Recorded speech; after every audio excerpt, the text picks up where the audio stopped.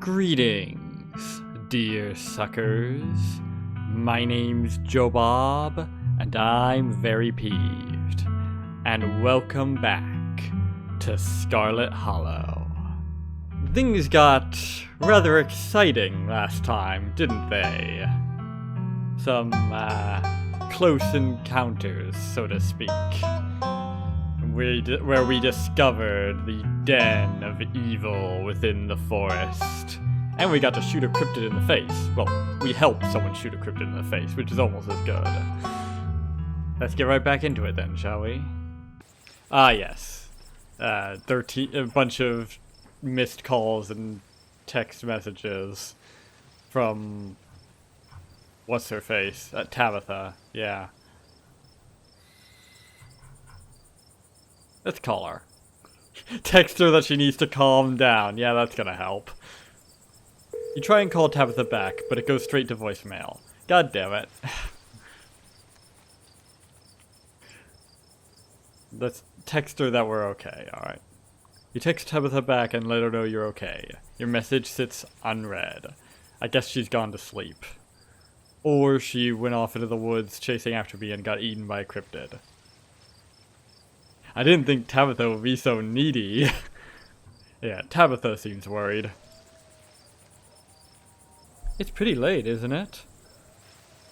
God, what a mess this night's been. You said it.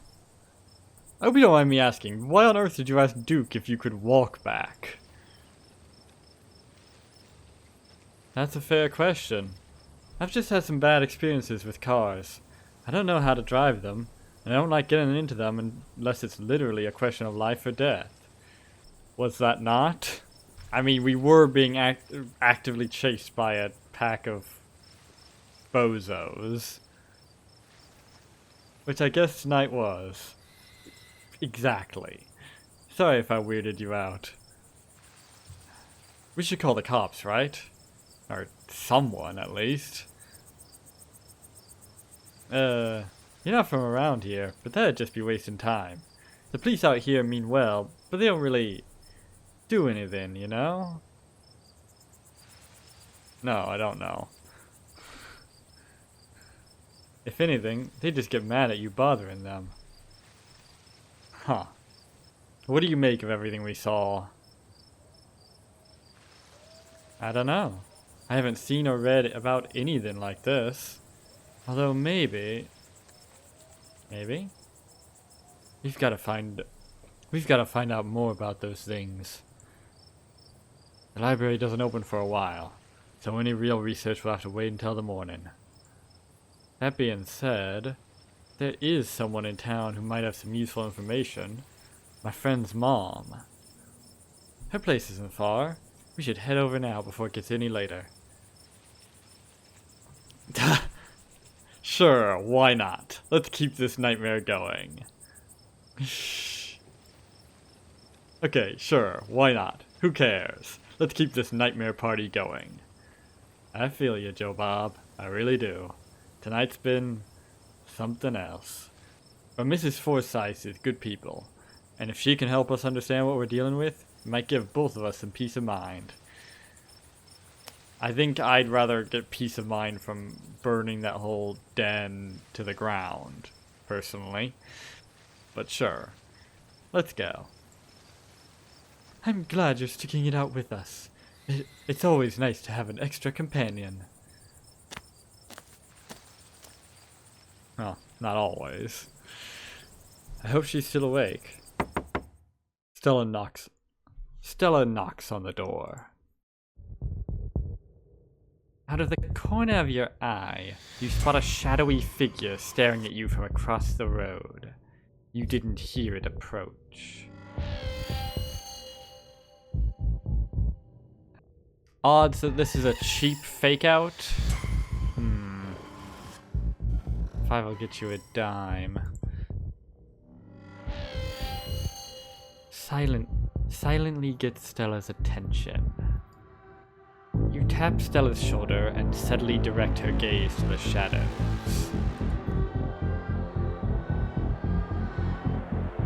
I'm feeling Joe Bob. Jesus. Welcome home. You're finally back where you belong. Whose fucking side are you on, Mystical? Because I've really been doubting that lately.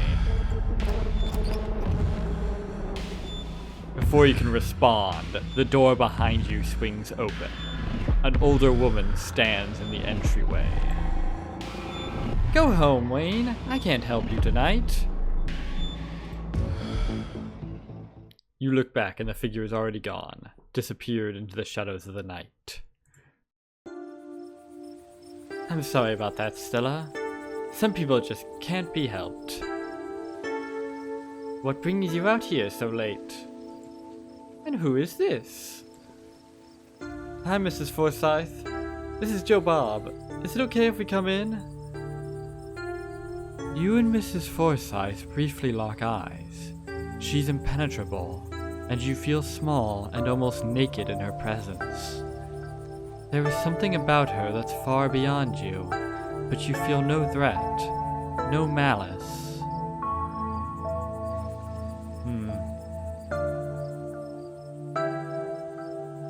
Is that right?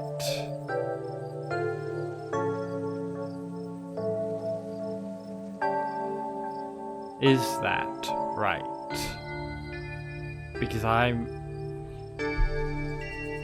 not certain it is, Mystical.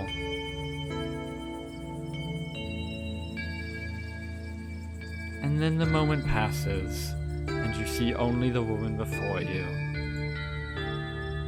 Of course! Of course! Of course! You're in luck! I just put on water for hibiscus tea! Huh. Hibiscus tea, eh?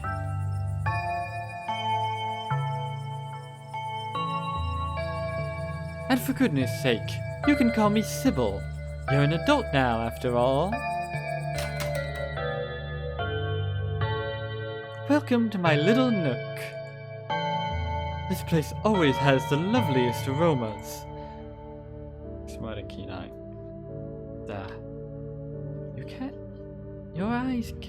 Your eyes can't help but wander towards the plants Sybil keeps in her tea shop. You recognize two of them as castor bean and oleander. Each plant has its medicinal uses, but each plant, used improperly, is also extremely poisonous. Funny that. That seems like something worth noting, and not just because it was a combination of two different traits that showed me that. It's nice to finally meet you, Joe Bob. I was so sorry to hear about your mother. Vivian was such a lovely soul, and she's been sorely missed in the Holler. And now poor Pearl Ann is gone as well. Do let me know if there's anything you need while you're in town. Aren't oleander and castor bean poisonous? Aren't you a sharp one? They very much can be, but they also have their medicinal purposes, and their flowers bloom in such lovely shades.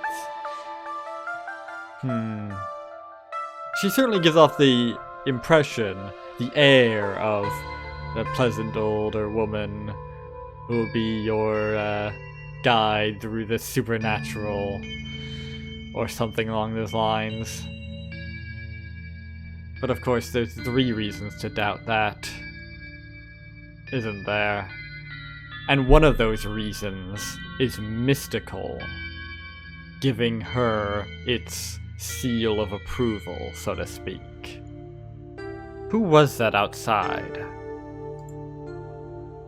Just a very sick man. You don't need to be worried about him. Is that right? You knew my mom? Of course, dear.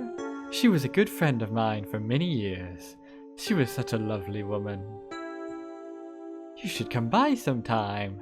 I can delight you with unsavory tales of her youth. How did you know that she died? Oh, Pearlan with a chatty woman. Not much went on that I wouldn't get an earful of, bless her heart. I never met Pearlan. You don't have to pass on your condolences to me. I have no feelings about the woman. Heh, that's fair, child, but it seemed like the right thing to do. Indeed, it does seem like exactly what your character would do. Remain silent. Sybil reaches over and pats your hand delicately. Hers feels like soft parchment paper. Dry, but soothing. Soothing? I've never found that sort of thing soothing, but alright. Now, what's got you here so late, you two? You seem troubled. You know about weird stuff, right? Unexplainable stuff? You mean unexplained stuff. Nothing's unexplainable.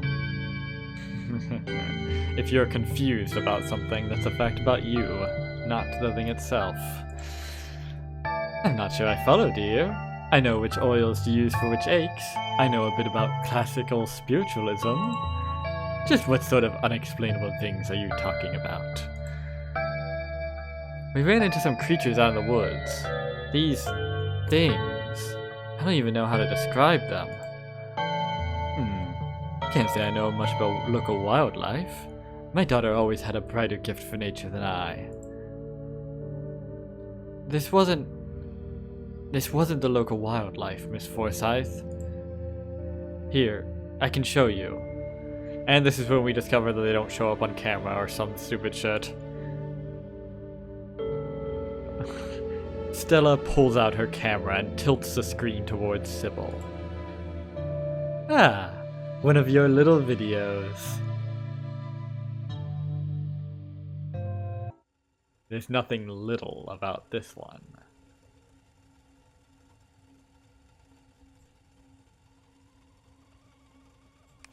Okay, that's a good sign. Kind of. Where was this? Tea's done. Up the mountain, to the northwest. Within the town limits? Yes. I see. Is there a way to make the video bigger? And louder if you can? I need to plug the memory card into a computer. I could go back and get mine. No need. Kanika should still be awake. She can lend us hers. Kanika? Are we seeing Kanika? You better come with, Stella. I'm sure she'll be more willing to help a friend than her nosy mother. Should really take the kettle off, or... Okay. I sure hope she did. Kanika's door is covered with stickers, their edges frayed from recent but failed attempts to remove them. This is a childhood room someone was unhappy to return to. Kanika, come on out. We could use a little help. What, Mom? Oh, hey Stella. And Gretchen. Who's a good potato? Oh. Kanika? Is it me? Am I the good potato? I most certainly hope I am. And a stranger. A cute stranger.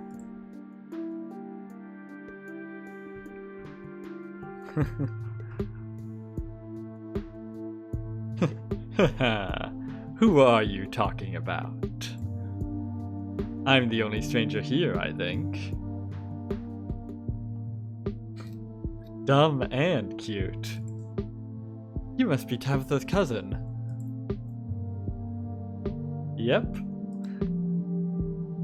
Sweetie, we were wondering if we could borrow your laptop. Stella and her friends have a video to show us. It's really important.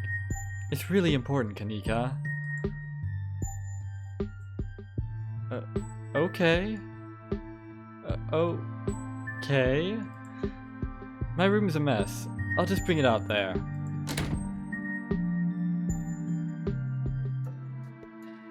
Heads up, Kanika. This is graphic. There's a lot of dead and sick animals on the recording. You know I have a harder stomach than any of our friends. I'm pressing play. Silence washes over the room as the video plays. Stella? What the hell is this?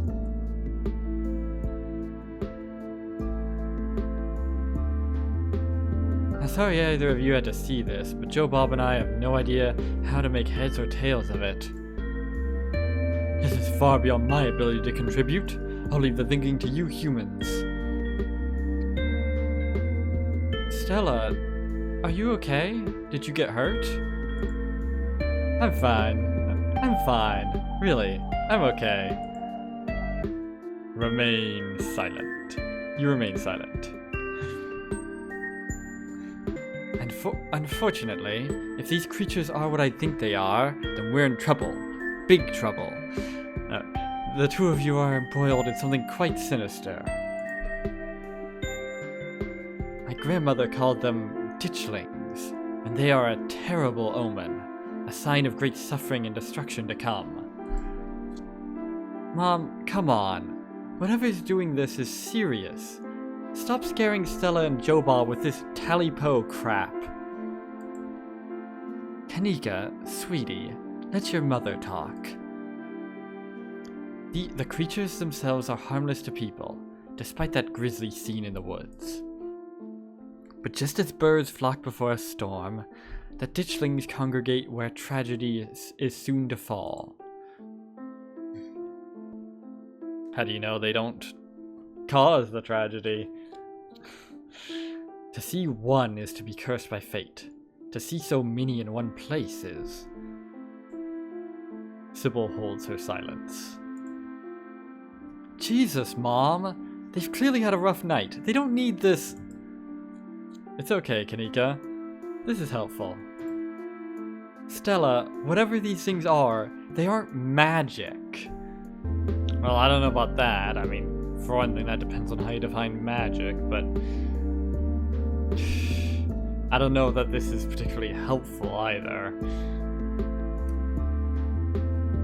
I mean, you're telling us that there's these weird creatures that are fucking laying eggs or whatever in random wildlife, and there's massive congregations of them, and all you're saying is, oh yeah, don't worry about them, they're perfectly harmless. It's just that you're probably going to have something unrelatedly horrible happen later. That's not helpful. And it sounds very dubious to begin with, anyway. We can't rule that out. Not after what we saw. But fine, let's focus on what we know. Whatever they are, they're doing something to these animals. You saw that nest. What were those growths? Like I said, probably eggs. Spoiled for choice.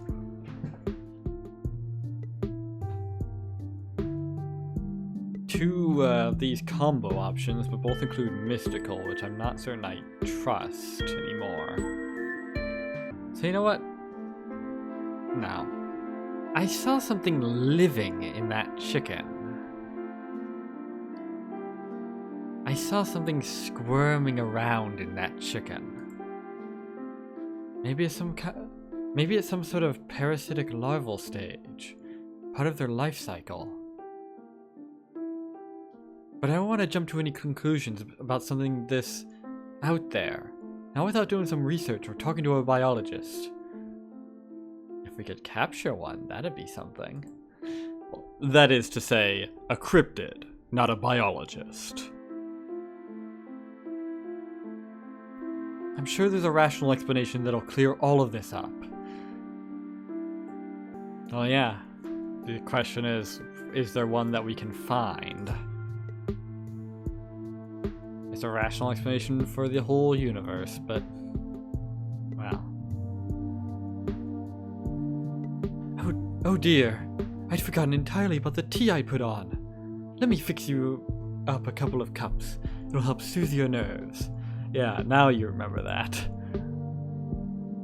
I don't know. It's getting late and I should let Joe Bob get some rest. I ran him ragged today, with all the hiking and running through the woods in terror. I bet you did.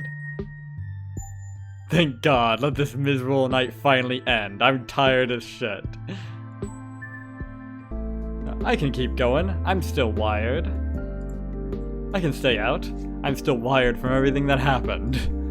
Heh, okay. Maybe it's that I'm eager to get home and start doing some research. I'll ask around on my usual forums to see if anyone has information on ditchlings. Is that what you called them? Weird that you're calling them ditchlings, considering they seem to be inhabiting the trees. And they kind of looked... Their limbs kind of looked like tree branches, if you noticed.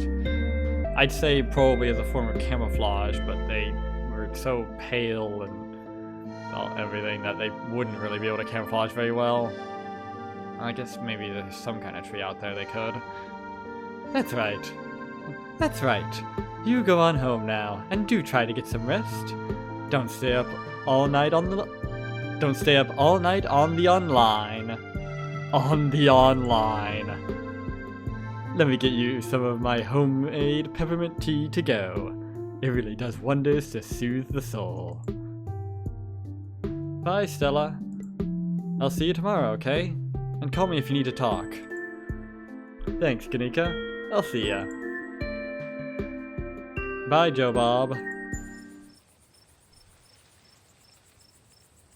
It's excellent iced or warm. Though with the nights getting chillier, warm will probably be best. Helps wake up the bones. Oh, don't put that evil on us. We don't want to be waking up any bones around here after all the shit we've been going through. Ugh. Be careful out there. Both of you. Sybil turns and closes the door behind her. What an unfortunately short visit. Alrighty, let's head back home. My home, I mean. Inviting me back to your place, eh?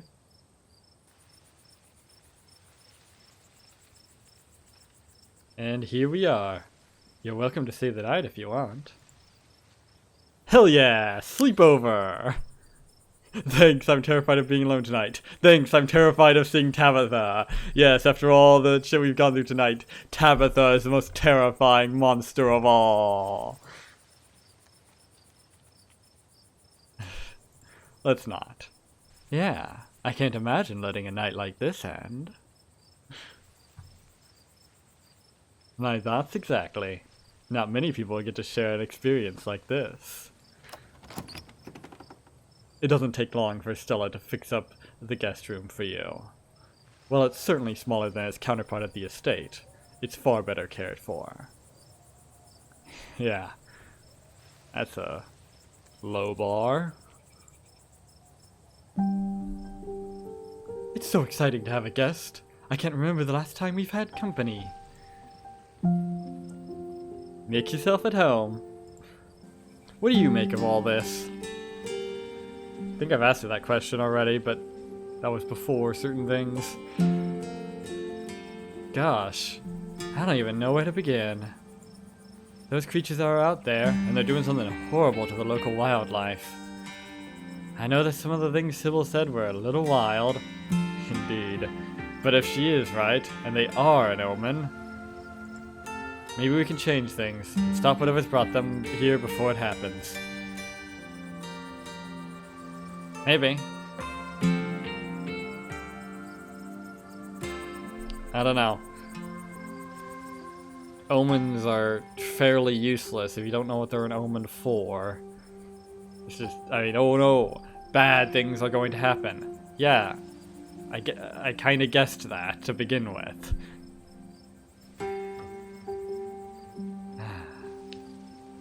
Just gotta do the job that's in front of us, you know?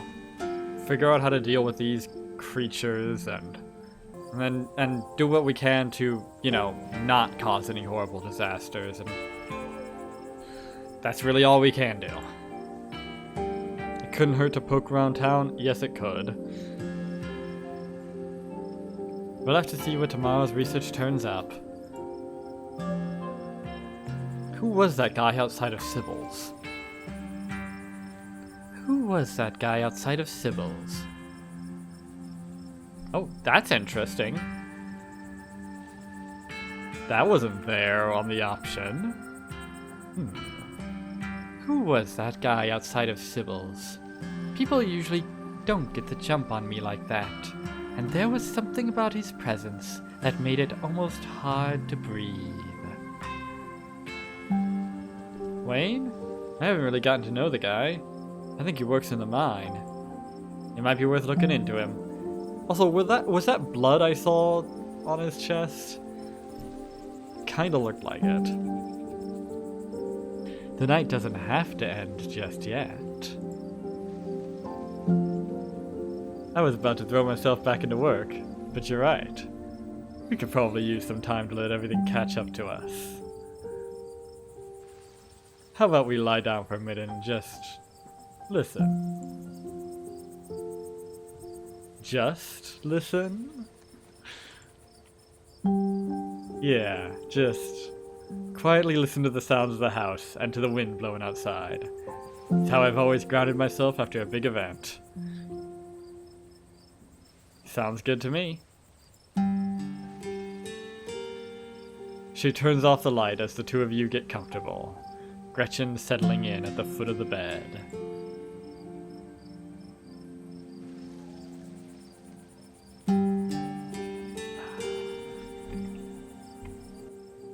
Now isn't that the most beautiful sight I've seen all night?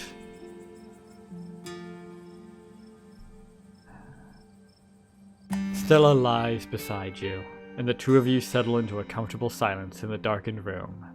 Her heartbeat and the gentle moan of the Appalachian wind near deafening in the otherwise quiet atmosphere.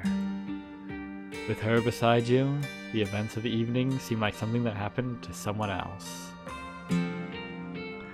Though you can still clearly picture the terror you felt in those moments, for now, you're safe and you're warm. What more could one ask for, eh? Eventually, the sun will rise and chase away the monsters, and make them seem like nothing but bad dreams. Maybe tomorrow, if you're lucky, you'll wake up in the normal world and have a relaxing week in the mountains with a new companion. It's a nice thought, but deep down, you can't help but worry that things will only get worse.